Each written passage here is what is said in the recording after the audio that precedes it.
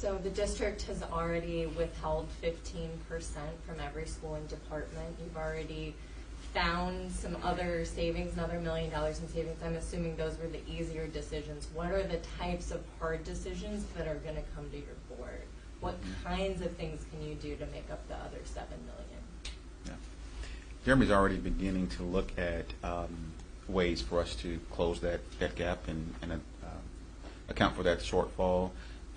And as I mentioned earlier, our goal is not to touch our students or to touch our staff, but more of thinking about, from a behavioral standpoint, what can we do a better job of in terms of allocating money. So we don't anticipate there will be any major cuts or hard asks for the board. It will just be an opportunity for us to kind of tighten the belt. I use the example of in my household budget every January.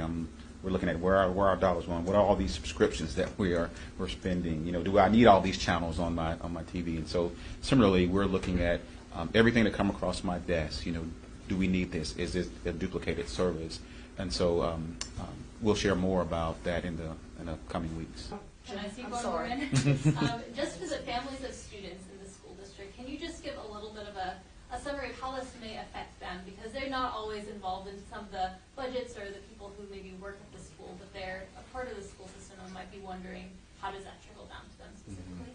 Yeah, again, our goal is for them not to even notice it. You know, if anything, for them to be a little bit more educated on North Carolina school finance and Durham Public Schools finance. But our goal is to, you know, you often hear trim the fat without cutting the vein.